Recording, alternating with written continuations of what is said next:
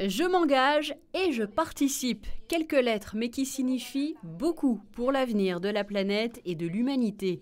À travers leurs signatures, sociétés et particuliers peuvent désormais faire part de leur intérêt pour l'éco-responsabilité. Ce pacte national pour la transition énergétique est une conséquence directe de l'accord de Paris et du livre blanc dévoilé au printemps 2017.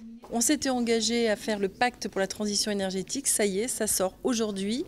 Le souverain était le premier à s'engager et à signer ce pacte et c'est effectivement une étape très importante pour cette démarche et cette route en faveur de la transition énergétique. Et cette démarche qui s'appuie sur le volontariat va favoriser les personnes qui veulent nous aider dans cette transition énergétique. Les adhérents seront suivis, accompagnés. On fera aussi un bilan annuel de leurs actions pour voir si elles ont été mises en œuvre, quelles ont été les difficultés, pour éventuellement trouver des moyens d'améliorer. Ce pacte est donc constitué d'une charte d'engagement qui reprend les grands domaines, mobilité, déchets et énergie. Sur le sol monégasque, plusieurs acteurs, entreprises, résidents, bâtiments publics, mais aussi syndics, ont d'ailleurs suivi l'exemple du souverain et de son gouvernement en multipliant les démarches environnementales et ont décidé de s'engager à leur tour. SBM tient à être vraiment aux côtés de la principauté dans ces démarches-là.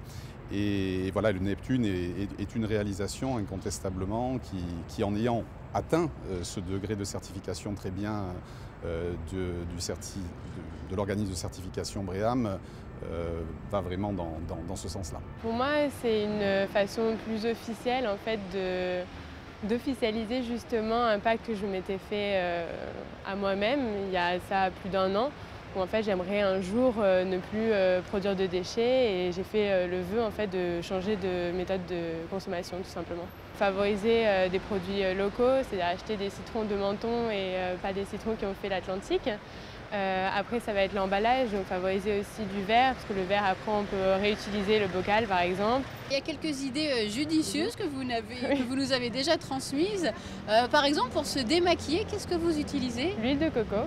C'est très efficace et je prends assez souvent le vélo électrique sur Monaco qui est très pratique, rapide. Il y a beaucoup de stations qui sont mises en place.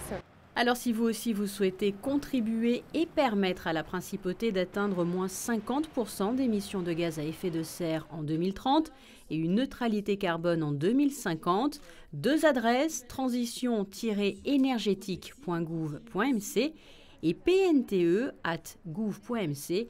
Une calculette pour mesurer votre empreinte carbone est à votre disposition grâce à 10 questions très simples.